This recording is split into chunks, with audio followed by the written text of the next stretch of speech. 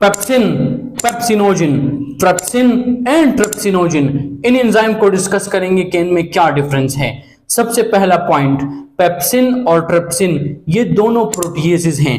प्रोटीएसेस उन एंजाइम्स को कहते हैं जो प्रोटीन्स की डाइजेशन करते हैं, यानी प्रोटीन्स मॉलिक्यूल की ब्रेक डाउन करते हैं। पेप्सिन जो है ये स्टमक में सिक्रीट होता है, जबकि ट्रिप्सिन पेनक्रियाज में सिक्रीट होता है।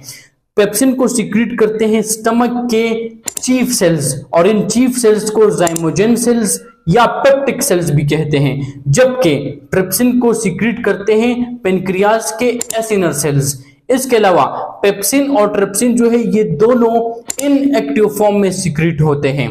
पेप्सिन का जो इनएक्टिव फॉर्म है उसको कहते हैं पेप्सिनोजिन, ट्रिप्सिन के इनएक्टिव फॉर्म को कहते हैं ट्रिप्सिनोजिन, और इस इनएक्टिव फॉर्म को प्रो एंजाइम फॉर्म भी कहते हैं। अब सवाल यह है कि ये दोनों एंजाइम्स जो प्रोटीन्स पर एक्ट करते हैं ये क्यों इनएक्टिव फॉर्म में सिक्रीट होते हैं? वो इसलिए क्योंकि ये इतने पावरफुल और स्ट्रॉन्ग प्रोटियोलिटिक एंजाइम्स हैं। अगर ये एक्टिव फॉर्म में सिक्रीट होंगे तो पेप्सिनोजिन जाइमोजेन सेल्स को कहा जाएगा और ट्रिप्सिनोजिन अपने एसिनर सेल्स को कहा जाएगा। यही वजह है कि सेल्फ डाइजेशन को प्रिवेंट करने के लिए ये दोनों एंजाइम्स इनएक्टिव फॉर्म में सिक्रीट होते हैं। और ये कब एक्टिवेट होते हैं? ये तब एक्टिवेट होते हैं जब इनको अपना फेवरेबल एनवायरनमेंट मिलता है। अब पेप्सिनोजिन का फेवरेबल एनवायरनमेंट क्या है?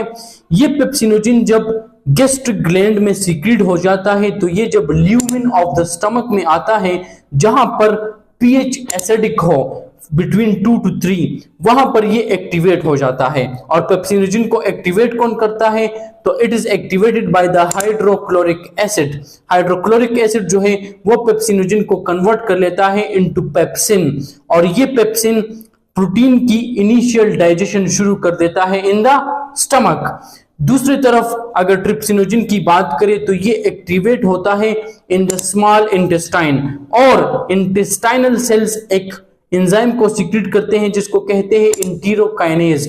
ये इंटीरोकाइनेज ट्रिप्सिनोजिन को कन्वर्ट कर लेता है इनटू ट्रिप्सिन, और ये ट्रिप्सिन जो प्रोटीन की डाइजेशन पेप्सिन ने स्टार्ट की थी उसी को कंटिन्यू करता है इन द स्मॉल इंटेस्टाइन। और ये जो ट्रिप्सिनोजिन है इसका जो पीएच है वो अल्कलाइन है, ये एसिडिक पीएच में काम नहीं करता, ये अल्कलाइन पीएच में काम करता है। इसके अलावा पेप्सिनोजिन या पेप्सिन जो है उसको अपनी एक्टिविटी को परफॉर्म करने के लिए किसी कोफैक्टर की जरूरत नहीं है, जबकि ट्रिप्सिन को अपनी एक्टिविटी को परफॉर्म करने के लिए कोफैक्टर की जरूरत होती है।